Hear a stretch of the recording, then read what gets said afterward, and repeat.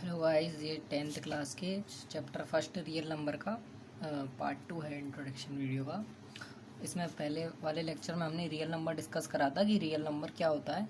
इस वाले लेक्चर में हम लेमा और यूक्लिड डिवीज़न लेमा या फिर यूक्लिड डिवीज़न एल्गोरिथम डिस्कस करेंगे। लेमा क्या होता है? लेमा एक्चुअली वो स्टेटमेंट होता है जो किसी दूसरे स्टेटमेंट को प्रूफ करने के लिए लगता है।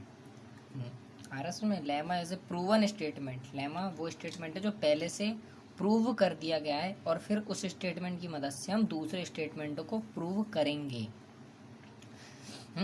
तो ये होता है, ये मतलब होता है लेमा का। अब आती है बात Euclid division lemma. Euclid division lemma क्या है? यूक्लिड ने ये बात कही कि अगर हम किसी भी पॉजिटिव इंटीजर को किसी भी पॉजिटिव इंटीजर से डिवाइड करते हैं तो हमको ये रूल देखने को मिलता है, dividend is equal to divisor into quotient plus remainder. सबको पता है।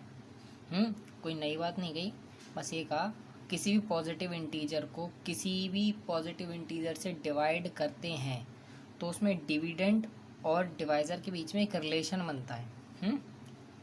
जैसे 38 को हमने 4 से डिवाइड करा तो 38 और 4 के बीच में एक रिलेशन बना। क्या रिलेशन बना? 38 और 4 के बीच में रिलेशन बना 4 इंटू 9 प्लस 2। अगर हम 4 को 9 टाइम्स मल्टीप्लाई कर देंगे और प्लस 2 कर देंगे तो इक्वल टू 38 होगा। ये रिलेशन बना। ये डिवाइज़र हो गया, ये कोशेंट हो गया, ये रिमाइंडर हो गया, ये डिविडेंट हो गया। तो हमने ऑब्जर्व करा कि ये तो भैया ए हो गया, ये बी हो गया, बी इंटू क्यू, ये क्यू हो गया और ये आर हो गया। और एक बात और ख़ास कि जो रिमाइंडर होता है वो हमेशा डिवाइज़र से छोटा होता है। जैसे कि छोटा होता है और रिमाइंडर या तो जीरो होता है या जीरो से बड़ा होता है। कंडीशन क्या है? जो रिमाइंडर है या तो वो जीरो से बड़ा है या इक्वल है और रिमाइंडर हमेशा डिवाइज़र से छोटा होता है। इट मीन्स कैसे?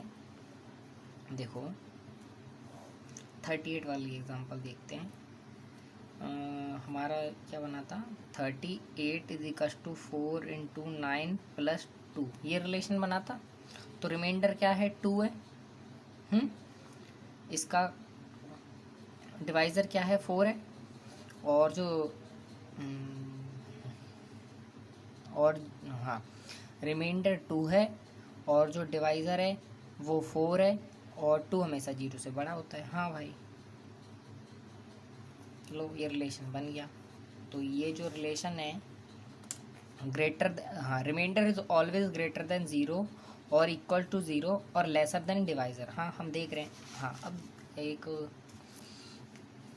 बात ये और, अगर रिमाइंडर 0 के बराबर हो जाता है, वो किस केस में होगा? 36 को अगर हम 9 से डिवाइड करें तो जो रिमाइंडर है वो 0 आएगा।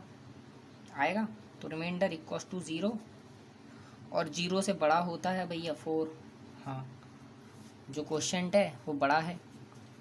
ऐसी अगर रिमाइंडर 0 से बड़ा होता है, जैसे 42 डिवाइड बाय 5, 42 को अगर 5 से डिवाइड करा तो क्या आएगा? क्वोशिएंट 8 और रिमाइंडर बचेगा 2। तो कंडीशन क्या थी यूक्लिड डिवीज़न लेमा की? जो रिमाइंडर है वो क्वोशिएंट से हमेशा छोटा हो और 0 से बड़ा हो या 0 की इक्वल हो। हाँ, सेटिस्फाई हो रही। अगर हम जब डिवाइड कर रहे हैं तो जो रिमाइंडर है वो क्वोशिएंट से छोटा ही आ रहा है और 0 से बड़ा आ रहा है। दो केस होते हैं, या तो रिमाइंडर 0 के इक्वल हो सकता है या फिर 0 से बड़ा होगा। क्वोशिएंट की इक्वल नहीं होगा। तो इसी सारे वो जो हमने थ्योरम करी, इसी को बोला Euclid division lemma, Euclid division algorithm. ये किस काम आता है भैया? ये HCF निकालने के काम आएगा। अभी हम यूक्लिड डिवीज़न एल्गोरिथम का हम यूज़ HCF निकालने को करेंगे।